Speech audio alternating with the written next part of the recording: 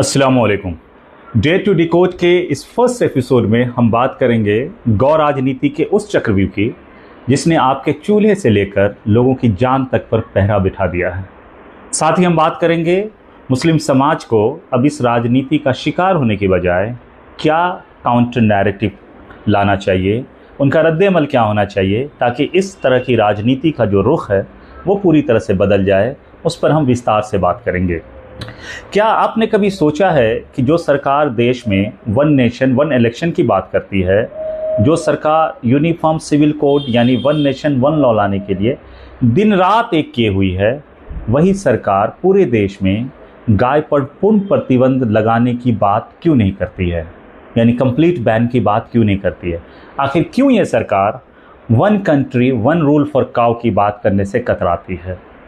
क्योंकि सच्चाई यह है कि जिस गाय को इस देश का एक बहुत बड़ा हिस्सा माता कहकर पूछता है, उसे कुछ राजनीतिक ताकतों ने वोट बैंक की राजनीति का हिस्सा क्यों बना दिया है? आखिर क्यों ऐसा है कि जहां राजनीतिक फ़ायदा है वहां कानून काफ़ी कड़े हैं, सख्त हैं, और जहां नुकसान का डर है वहां सरकार की खामोशी है? जैसे उत्तर प्रदेश, मध्य प्रदेश में कानून कड़े हैं, लेकिन गोवा, नॉर्थ ईस्ट, पश्चिम बंगाल, असम में जो है खुली छूट है। पूरी सच्चाई को आज जानेंगे, पर्दे के पीछे की राजनीति को जानेंगे, और इसमें नुकसान इस देश के बहुसंख्यक नौजवानों का कैसे हो रहा है उस पर हम विस्तार से बात करेंगे। साथ ही हम मुस्लिम समाज को हम आज झकझोरने की कोशिश करेंगे कि आखिर क्यों राजनीति का जवाब वो राजनीति से नहीं दे रहे हैं। लेकिन तमाम पहलुओं को समझने से पहले कानून का वो ढोंग समझिए जो स्क्रीन के पीछे से खेला जाता है। जब भी केंद्र सरकार से पूछा जाता है कि भाई आप देशव्यापी कानून क्यों नहीं बनाते, तो वो संविधान की 7वीं अनुसूची यानी 7th शेड्यूल का हवाला देकर कहते हैं कि देखिए, कृषि और पशुधन जो है, लाइव स्टॉक, वो स्टेट लिस्ट का सब्जेक्ट है, यानी कानून बनाने का हक जो है इन विषयों पर सिर्फ राज्य सरकार को है। लेकिन जनता पूछती है कि जब रातों रात ऐतिहासिक नोटबंदी हो सकती है, जब कश्मीर से धारा 370 जैसा जटिल कानून हटाया जा सकता है, तो क्या संविधान में संशोधन करके गाय को केंद्र के अधीन नहीं लाया जा सकता? बिल्कुल लाया जा सकता है, लेकिन बीजेपी सरकार ऐसा नहीं करेगी। क्यों? अब इसके पीछे का असली चुनावी भूगोल देखिए, क्योंकि जब तक आप चुनावी भूगोल नहीं देखेंगे आप इसकी राजनीति को नहीं समझेंगे। आमतौर पर यह नैरेटिव सेट किया जाता है कि जिन राज्यों में विपक्षी पार्टियों की सरकारें हैं, केवल वहीं गोवध की छूट है, यानी कहते हैं कि जहां जहां बीजेपी की सरकार नहीं है वहां ये छूट है। लोग कहते हैं कि पश्चिम बंगाल में आज़ादी के बाद से लेकर आज तक जो भी सरकारें रहीं, चाहे वो कांग्रेस रही हो, वामपंथी लेफ्ट की रही हो या टीएमसी की रही हो, उन्होंने गोवध संरक्षण के लिए जो 1950 का कानून बना था उसमें फिट फॉर स्लॉटर यानी बूढ़े और अनयूज जानवरों के वध की छूट दे रखी थी, क्योंकि उनका एजेंडा अलग था। मतलब मुस्लिम तुष्टीकरण का उन पे स्टैंपिंग किया गया। लेकिन सवाल तो उन ताकतों से है जो खुद को गोरक्षक कहती हैं।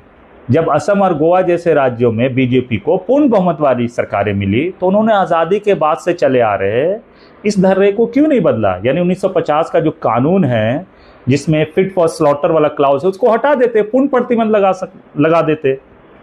मिसाल के तौर पे असम का कड़वा सच ही सुन लीजिए। असम में बीजेपी की मजबूत और पूर्ण बहुमत वाली सरकार है, वहां नया मवेशी कानून भी लाया गया, लेकिन उस कानून में भी गाय या मवेशी के वध पर 100% बैन नहीं लगाया गया, मतलब उसमें भी वो क्लाउज नहीं लगाया गया। आज भी असम में फिट फॉर स्लॉटर यानी वो नियम जारी है जहां 14 साल से अधिक उम्र के पशुओं को कानूनी तौर पर काटा जा सकता है। समझिए, असलियत समझिए। आज़ादी के बाद पहली बार असम में इतना मजबूत राष्ट्रवादी सरकार बनने का क्या फायदा हुआ? जब कानून में बदलाव ही नहीं किया गया, जैसे यूपी में जो कानून बना है, मध्य प्रदेश में जो बना है, वैसा ही कानून जहां जहां बीजेपी की सरकार है वहां नहीं बना, तो हिंदू भाइयों को क्या फायदा हुआ? मतलब गौरक्षकों को क्या फायदा हुआ? गोवा का दूसरा उदाहरण ले लीजिए, वहां भी बीजेपी की सरकार है, लेकिन वहां के बीजेपी नेता और चीफ मिनिस्टर तो ऑन कैमरा आकर बयान देते हैं कि यहां गौ मांस की कमी नहीं होने दी जाएगी। यानी वहां भी कानून में कोई बदलाव करके पूर्ण प्रतिबंध नहीं लगाया गया। सोचिए, कि गाय को माता मानने वालों के साथ कितना बड़ा बीजेपी मजाक कर रही है। और नॉर्थ ईस्ट का तो आप पूछिए ही नहीं। नागालैंड, मिजोरम, मेघालय में जहां बीजेपी की अलायंस गवर्नमेंट है, वहां चुनावी रैलीज में बीजेपी खुद कहती थी कि वे लोगों के खान पान पर कोई पाबंद नहीं लगाएंगे। यानी जहां वोट कटने का डर है, यहां जहां सरकार बचाने की या सरकार चलाने की मजबूरी है, वहां पूर्ण बहुमत होने के बाद भी गौ माता को लेकर के कोई बदलाव नहीं लाया जाता, कोई कानून नहीं बदला जाता, वहां छूट जारी रहती है फिट फॉर स्लॉटर के आड़ में। अब बात उस कड़वे सच की सुन लीजिए जो आपको अंदर तक झकझोर देगी। कभी ठंडे दिमाग से पूछिए कि इस पूरी गौ राजनीति में सबसे ज्यादा नुकसान किसका हो रहा है? इस देश के बेरोजगार युवाओं का हो रहा है। सरकारों के पास युवाओं को देने के लिए रोजगार तो है नहीं, नौकरियां भी नहीं है, फैक्ट्रियां तो हैं लेकिन नौकरियां नहीं है। तो इन युवाओं की जो एनर्जी है, अनलिमिटेड एनर्जी है, न्यू एनर्जी है, उसको कहाँ डाइवर्ट किया जाए? तो उन्हें थमा दिया गया गौ रक्षक का टैग। अब हमारे देश के भोले भाले युवाओं को सड़कों पर आधी रात को लाठियां और हथियार लेकर गाड़ियों का पीछा करने के लिए छोड़ दिया गया। नतीजा क्या हो रहा है? जो युवा आज किसी कॉलेज में पढ़ रहे होते, किसी कंपनी में नौकरी कर रहे होते, अपने माँ बाप का सहारा बने होते या अपना भविष्य बना रहे होते, वो इस राजनीति के चक्कर में रक्षक से अपराधी बने फिर रहे हैं। लोगों के फ्रिज में ढूंढते फिर रहे हैं, गाड़ियों को चेक करते फिर रहे हैं। फिर हो क्या रहा है? सड़कों पर हिंसा होती है, लिंचिंग होती है, मुकदमे दर्ज होते हैं और आखिर में वो युवा जेल की सलाखों के पीछे सड़ रहा होता है। और इस पूरे प्रकरण में सरकार का कुछ नहीं जाता। आखिर सरकार का क्या जाता है? उनका वोट बैंक पक्का हो जाता है, उनके नेता महलों में बैठते हैं, उनके बच्चे विदेशों में पढ़ते हैं और आम घरों के गरीब किसान मजदूरों के बेटे जेल के चक्कर काटते काटते अपना पूरा कैरियर, पूरी जिंदगी तबाह कर लेते हैं। युवाओं को इस बेरोजगारी और नफरत के दलदल में जानबूझकर धकेला गया है ताकि वो सरकार से कभी रोजगार, शिक्षा और अस्पताल पर सवाल ही न पूछ सके। आप ताज़ा मिसाल ले लीजिए, अपनी आंखों से आप उस सच को देख लीजिए जिसको नकारा नहीं जा सकता। अभी बकरीद का त्यौहार आ रहा है। आप पश्चिम बंगाल के अलग अलग ज़िलों के पशु बाज़ारों का नज़ारा जा कर के देख लीजिए। आप सोशल मीडिया खंगाल लीजिए, वहाँ आपको ढेरों वीडियोस दिख जाएंगे उन मार्केट में जहाँ खुलेआम गाय को बेचा जा रहा है, जहाँ कानूनन लिमिटेड छूट मिली हुई है, वहाँ इस तरह के बाज़ार लग रहे हैं। इन बाज़ारों में हिंदू और बहुसंख्यक समाज के किसान भाई हज़ारों की संख्या में अपने मवेशी और गायों को बेचने आते हैं। यह कोई छिपी हुई बात नहीं है, यह खुली आर्थिक सच्चाई है। वीडियो सामने हैं, बीबीसी से लेकर बड़े बड़े जो न्यूज़ चैनल से वो दिखा चुके हैं। यानी किसान अपनी ज़रूरत के लिए, अपनी आजीविका के लिए, अपना घर चलाने के लिए खुद अपनी मर्जी से, उस पर कोई ज़बरदस्ती नहीं कर रहे हैं, उन मवेशियों को बाज़ार में ला रहे हैं और बेच रहे हैं। हैरानी की बात देखिए, लेकिन इसमें राजनीति क्या है वो समझिए। प्रशासन वहाँ मौजूद होता है, सरकार की नाक के नीचे ये बाज़ार लगते हैं। स्थानीय निकाय जो होता है, जिसको आप नगर पालिका कहते हैं या ग्राम पंचायत कहते हैं, उन मवेशियों की खरीद बिक्री की पर्ची काटते हैं, टैक्स वसूलते हैं, फिट फॉर स्लॉटर का सर्टिफिकेट देते हैं। यानी सरकारी खजाने में पैसा आता है।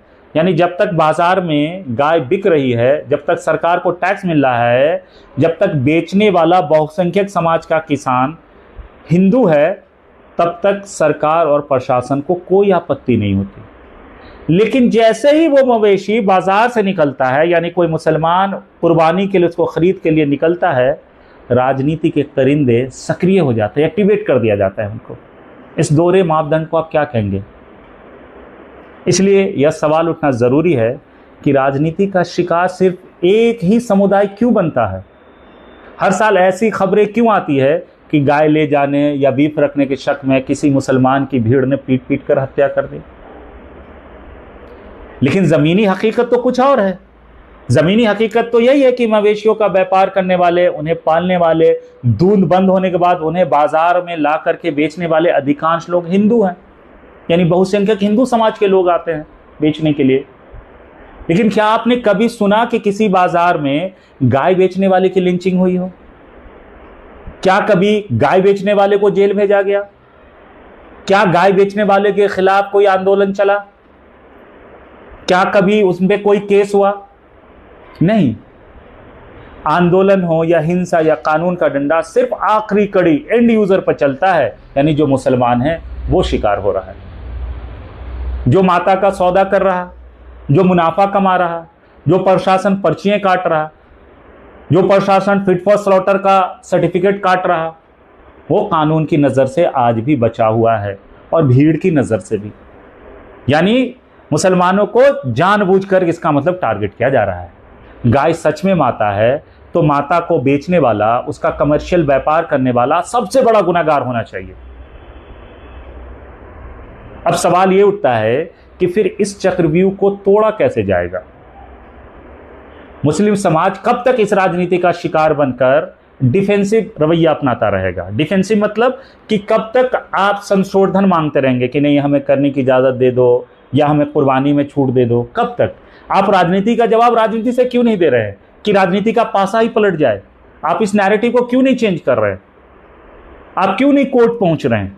आप क्यों नहीं मांग करते हैं कि गाय को जो है राष्ट्रीय पशु घोषित किया जाए? बहुत तरह के उपाय हो सकते हैं इस राजनीति को बेनकाब करने के लिए। देश के बेरोजगार युवाओं को इस दलदल से बचाने के लिए मुसलमान आगे आकर के आंदोलन खड़ा कर सकते हैं, मदद कर सकते हैं लोगों की। लेकिन करना क्या होगा? दो उपाय है सर।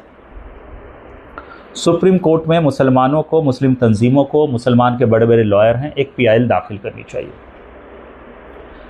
एक ऐसी याचिका दायर करनी चाहिए जो इस राजनीति को पूरी तरह से बेनकाब कर देगी।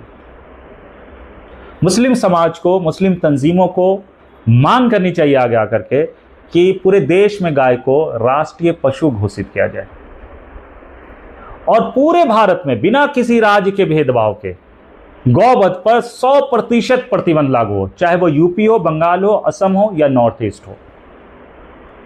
और सबसे बड़ी बात, गाय के व्यापार पर, कारोबार पर पूरी तरह से रोक लगनी चाहिए, क्योंकि गाय हमारी माता है। उसका सौदा पूरी तरह से बंद हो, बाजार में होने वाली खरीद बिक्री, पर्ची सिस्टम सब बंद हो, सर्टिफिकेट इशू का जो कारोबार है वो पूरा बंद हो। यानी गाय को बेचने, खरीदने, उसका कमर्शियल कारोबार करने वाले दोनों को कम से कम 10 साल की सख्त सजा का प्रावधान कानून में लाया जाए। बैन हो और खरीदने बेचने दोनों को 10 साल की कम से कम सजा का प्रावधान हो। और ये आंदोलन मुस्लिम समाज को खुद शुरू करना चाहिए। पीसफुल आंदोलन की मैं बात कर रहा हूं, कोर्ट में याचिका दायर करने वाले आंदोलन की मैं बात कर रहा हूं, सोशल मीडिया आंदोलन की मैं बात कर रहा हूं कि आप इसका एक जो है सो इनिशिएटिव शुरू करें आप। क्योंकि ये नैरेटिव अब आप मुसलमान को खुद सेट करना होगा कि हमें देश में गोवंश की छूट नहीं चाहिए। हम खुद मांग करते हैं कि इस पे पूर्ण प्रतिबंध लगे, लेकिन कानून सबके लिए बराबर हो। देखिए, जब खुद मुस्लिम समाज आगे बढ़कर कहेगा कि हम गाय को राष्ट्रीय सम्मान देने के पक्ष में हैं, बशर्ते इसका व्यापार करने वालों को, खरीद बिक्री करने वालों को 10 साल के लिए जेल भेजा जाए, तब इस मुद्दे पर राजनीतिक करने वाले दलों के पास छिपने की जगह नहीं मिलेगी। और यह कदम इसलिए जरूरी है क्योंकि जब तक इस मुद्दे पर चुप रहेंगे, खामोश रहेंगे, तब तक इस मुद्दे का इस्तेमाल मुस्लिम समाज को डराने, बांटने और देश के युवाओं को बेरोजगार अपराधी बनाने के लिए होता रहेगा। और जिस दिन खुद मुस्लिम समाज देशव्यापी प्रतिबंध और व्यापारियों को कड़ी सजा की मांग अदालत में उठा देंगे, उस दिन राजनीतिक दलों के पसीने छूट जाएंगे। जो उत्तर पूर्व यानी नॉर्थ ईस्ट और गोवा में और कुछ और राज्यों में अलग अलग कानून चला रहे हैं और उत्तर प्रदेश और मध्य प्रदेश जैसे राज्यों में कुछ अलग ही राग अलापते हैं, ये बेनकाब हो जाएंगे। सोचिए, कानून सबके लिए एक होना चाहिए कि नहीं होना चाहिए? अगर एक राज्य में मां है तो दूसरे राज्य में मांस कैसे हो सकती है? इस ढोंग को तो अब खत्म होना चाहिए ना। इसलिए इन तमाम मुद्दों पे मुस्लिम समाज को विचार करना चाहिए। हिंदू युवाओं को भी सोचना चाहिए कि उनका किस तरह से इस्तेमाल हो रहा है। मेरे इस वीडियो पे आपकी क्या राय है, कमेंट बॉक्स में ज़रूर साझा करें। अच्छी लगे तो इसे शेयर कीजिए ताकि राजनीतिक जो सोच है वो लोगों की बदले, गाय के नाम पे राजनीति बंद हो और सख्त से सख्त कानून बने। ये हमारी मांग है। जय हिंद, जय भारत।